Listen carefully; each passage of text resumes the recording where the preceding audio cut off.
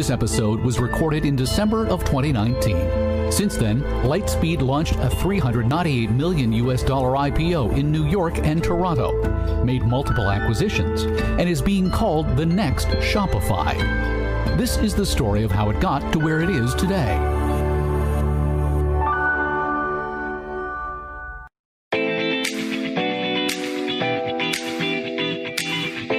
Today on the CIBC Innovation Banking Podcast, Lightspeed is about more than point-of-sale systems. The Montreal-based startup is also about point-of-soul systems.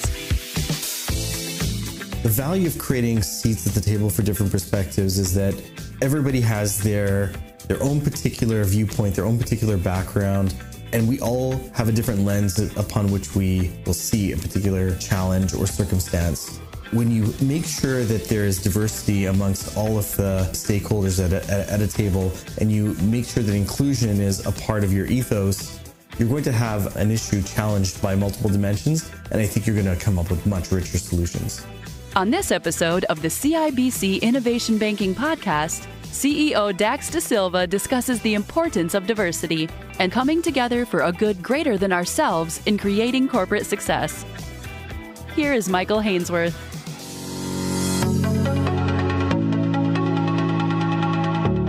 Dax Dasilva is an innovation economy entrepreneur, gallery owner, and author who credits his success to a diversity of voices and a spiritual connection to the planet. At 17, 3 years after coming out, he found himself protesting logging in British Columbia. Years later, he landed in Montreal, bootstrapping a startup software company.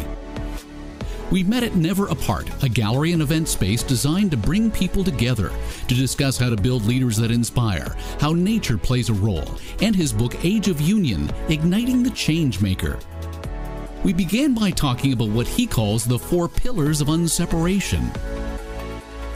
The idea behind that is, how do you make change in the world? What are the things that you have to think about together holistically in order for us to make impact? And I think those things are leadership, culture, spirituality, and nature. And leveraging all the diversity in each one of those 4 pillars is sort of a recipe for change making. You never saw yourself as having a type A personality? That seems to be most common in leaders. Yeah, having a type A personality is not necessarily the only type of leader that exists. There are diverse kinds of leadership. Here at Lightspeed, we see all kinds of voices, all kinds of perspectives. We really believe that having many kinds of different kinds of people around the table and different kinds of leaders adds a richness and a wisdom and knowledge to the solutions that we come up with. So what kind of type are you? The type of leader that I am is the kind that gives ownership to other people, supports people if they fail, but celebrates people when they're able to make an impact. I think that in order to scale any kind of project, you need to be able to build that team and distribute ownership.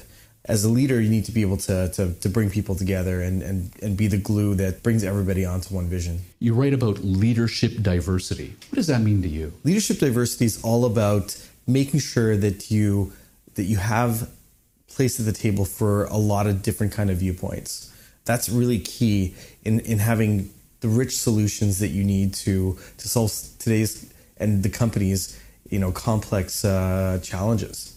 So as far as leadership diversity is concerned, I see that we've got 1, 2, 3, 4, 5 types of leaders. What is a visionary leader? A visionary leader is the kind of leader that basically lays out sort of the grand plan for how an organization or project is going to move forward, and basically brings everybody into believing that they have a part to play in making that vision a reality. What's a coaching leader? A coaching leader is the kind of person that uses techniques of mentoring and invests in people so that they can really elevate that person, really build up that person, and a true leader really creates leaders. That's one of the things I truly believe. What's an affiliative leader? Affiliative leader is the kind of leader that's good at building relationships and harmonizing relationships, has great EQ, and understands what it takes to create a functioning organization. A democratic leader?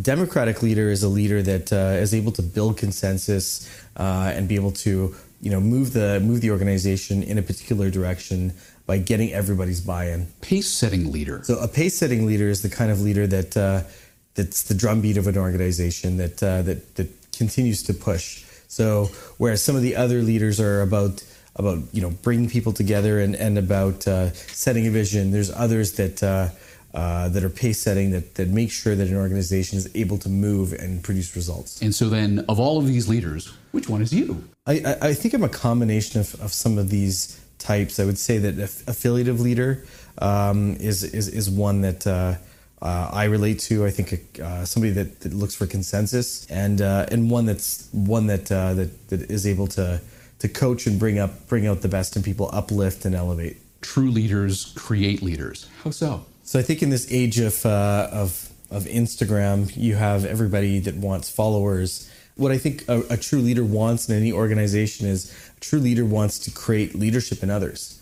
You are not looking for an organization that will blindly follow you. You're looking for people that can take on ownership and would do what you would do in their position. And so you're able to scale and you're able to build because you've created leadership at every level of your project. You write that it begins with listening. Listening is interesting because I believe that a lot of people think that the more you say, the louder your voice, the more people will feel that you're a leader or believe that you're a leader that's inspiring people. And I think that when you see leaders that really, really listen and are able to synthesize the opinions of others, are able to take in all of the information and speak less, these are the most effective leaders. And I think that people respect and look up to leaders that are willing and take the time to listen and understand the challenges of an organization, or understand customers, understand employees, understand stakeholders before making decisions and before making choices. Something I learned a long time ago is that sometimes the dumbest question creates the smartest answer. So let me ask you a dumb question.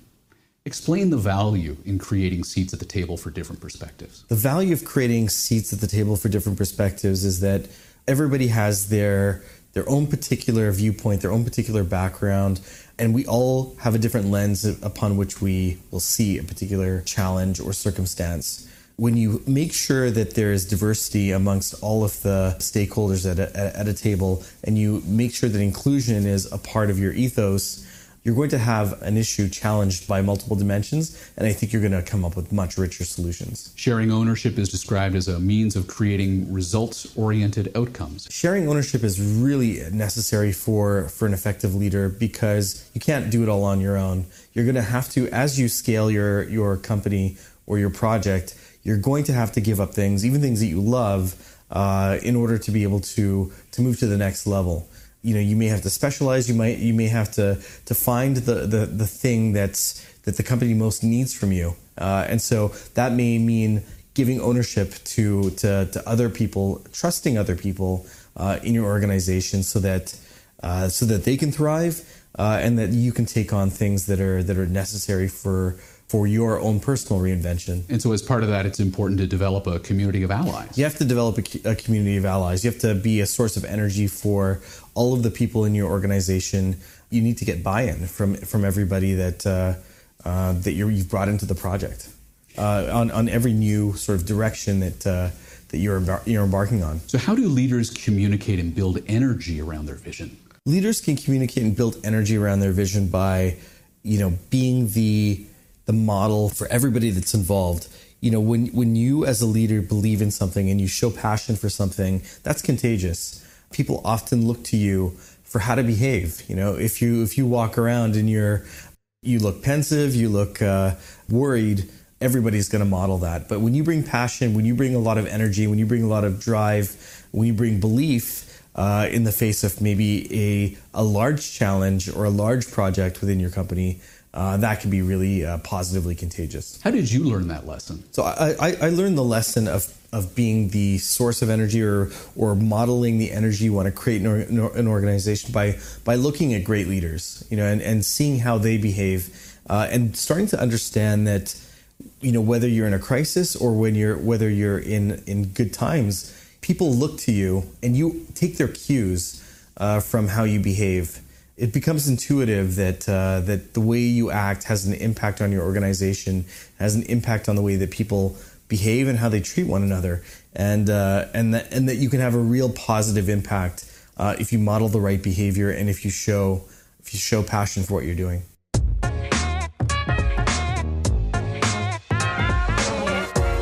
You've written about the coming out stage of your life. Mm-hmm. Help me understand how that experience has informed everything else you've done since. So I came out early at the age of 14, and I think it's had a good influence on understanding all of the different places that people can come from.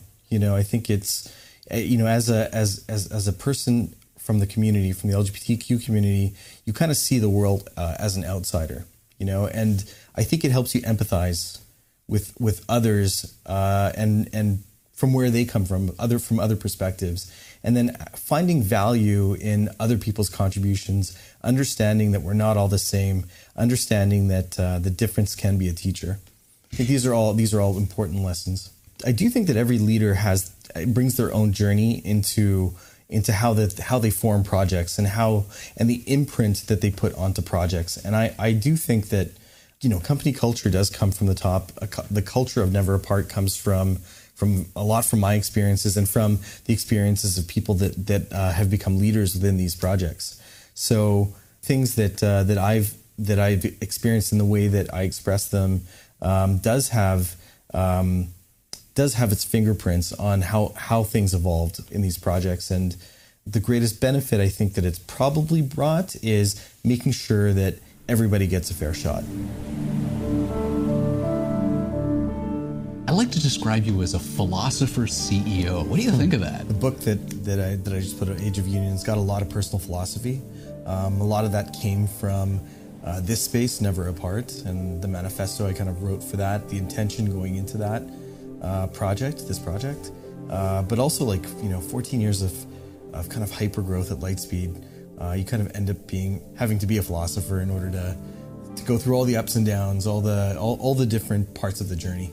The book is really a manifesto, isn't it? Yeah, I think that a big reason for the book is, there's lots of young people that want to start a nonprofit or a tech company, and you can give them business tips and how to be successful, how to get your first investment. But what about the other parts of the journey? And that's what the book tries to fill in. What about the cultural aspect of the change you want to bring into the world? Or what about the spiritual aspect, which we don't really have modern ways to talk about? And ultimately, how does it all tie into nature? And what kind of leader do you want to be to lead the kinds of things that need to happen in the world? There seems to be a distinct lack of spirituality in our day-to-day lives. How did you feel about incorporating that into your work life? Spirituality, I feel, is a foundation that you need to be able to take on something that's really, really big. And when you're working on a project that has a higher purpose, it's great for you to invest in yourself to be that instrument that can help you through all the different seasons of that.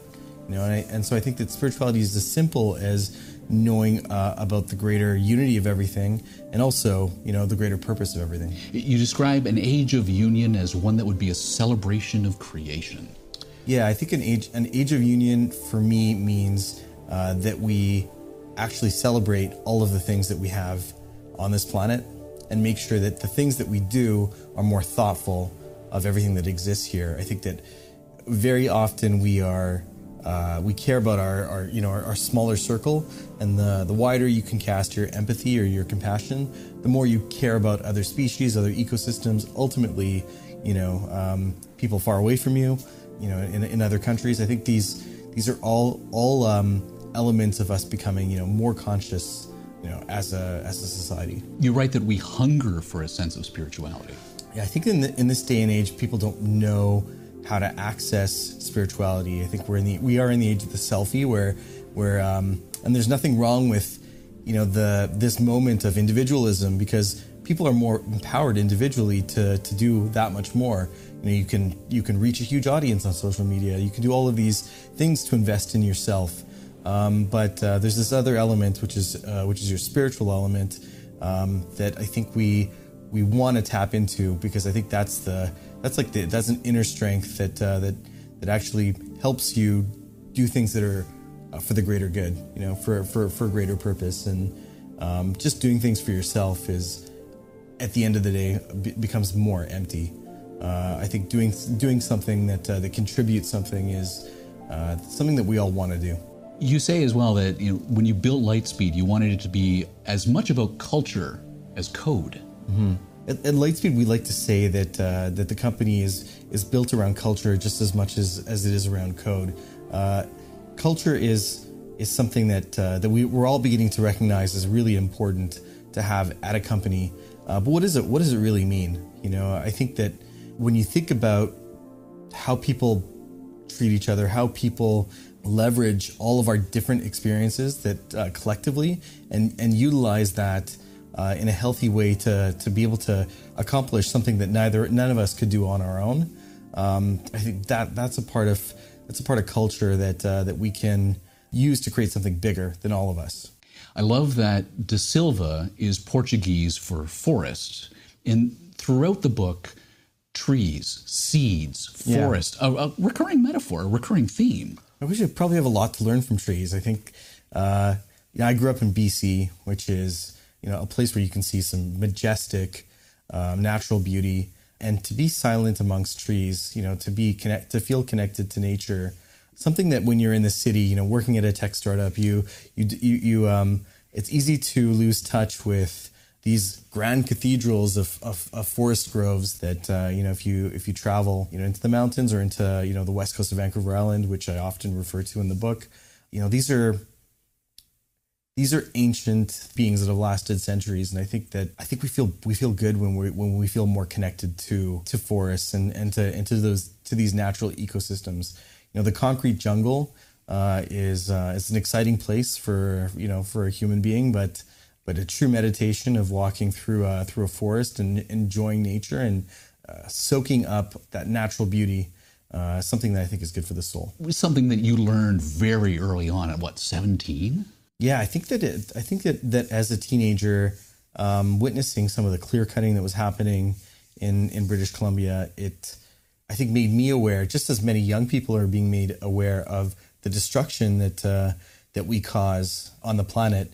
And it makes you want to do something. It makes you want to go protest. It makes you want to expand what we care about, expand our level of compassion for living things. I think that we have this short amount of time to save some of the natural wonder that we have. I think that that's something that as you build a business, as you build a project, as you build your life, we need to incorporate that more. Conservation, sustainability, these things have to be built into the way that we live and the way that we work. And focus on things that are bigger than ourselves. Focus on things that are bigger than ourselves. And I think that when you see a 1,000-year-old tree, or you see a mountain, or you see the vastness of the ocean, as impressive as we think we are as humans, these things can remind us of our small place in something that's vast, but also something that we have an impact on. So you write that like a tree, we all began as a seed. When you come into the world, and I write about life's journey in the book, your whole form is contained in that seed. Like an intention. For example, this center, I planted a seed. There was a little manifesto I wrote. Kind of everything that's unfolded with this center, I would say everything that's unfolded with Lightspeed as well, started as this little seed. And then you watch that develop into things, but they all contain that original intention of what went into it, what that purpose was. And watching that unfold is actually, it's a joy unto itself. So never apart has a double meaning. Yeah. Never apart, it's the name of this cultural center. And the idea behind the cultural center was, let's use art and music to bring together different kinds of people exhibiting in the same space, celebrating creativity in the same space, and bridge division. Bridge the natural, tribalism that we have in our society, and start to enjoy each other and learn from each other, not just through the exhibitions but through discussions. And then when we break down some of those barriers, let's never be apart. And I think that what's happened over time, over the 4 years of this center, is that people from many different communities have started to feel ownership of the center. and that's the ultimate goal, is for everybody to feel like it belongs to them and it belongs to all of us collectively.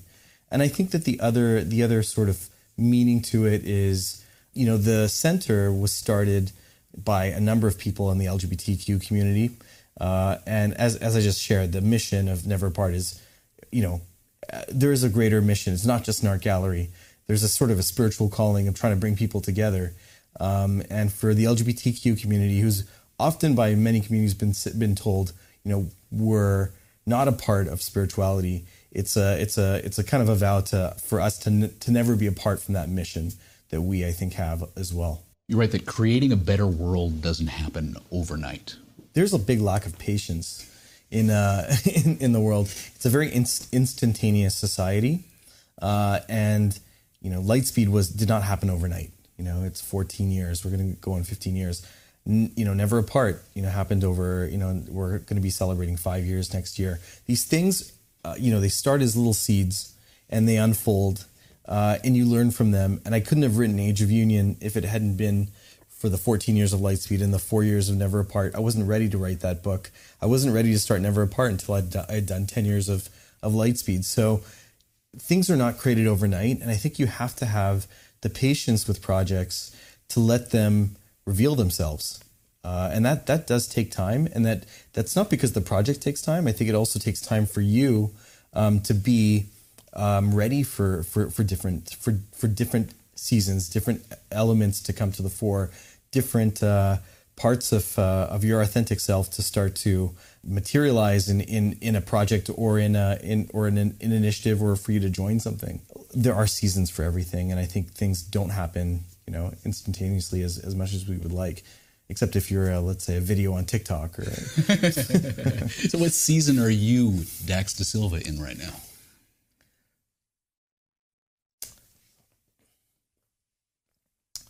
The season I would say that I'm in is one where I feel a lot of continuity between three projects that are quite different. I have Lightspeed. It's a tech company that just went public. Never Apart, a cultural center, and this book, Age of Union. But if you look at the 4 pillars of Age of Union, they're all very connected. The 4 pillars of Age of Union are leadership, culture, spirituality, nature. Leadership we see a lot at Lightspeed. Culture we see a lot here.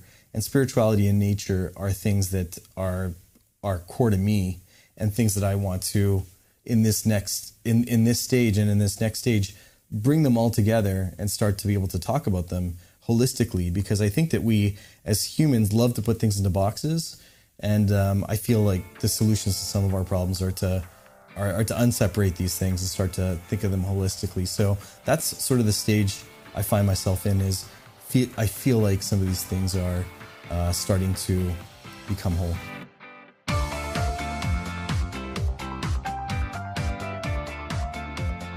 In the chapter titled Igniting Your Project, you write that you learned that not taking external investment allows a project to bake in its own identity and DNA.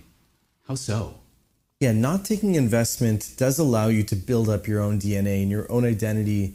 We bootstrapped at Lightspeed for the first 7 years.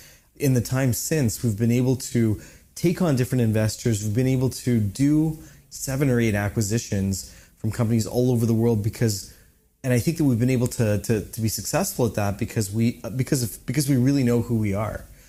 We know who we are, have a strong identity, and I understand that when you have external forces like investors, or bring in other cultures, other company cultures into your own culture, that all is additive, and that is all that all can uplift and elevate the quality of your project.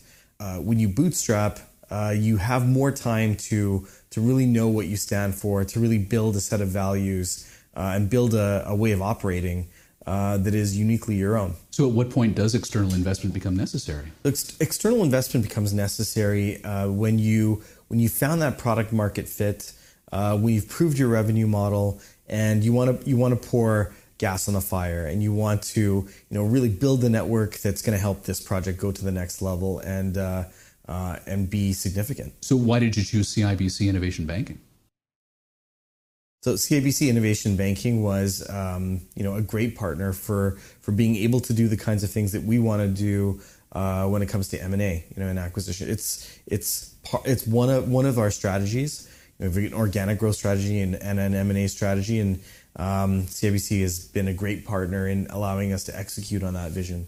Our partnership with them is about building, value through executing on some of these M&A projects, and that's exciting. That's kind of where we see us creating value over the next couple of years, and I think that's something that we really share a belief in.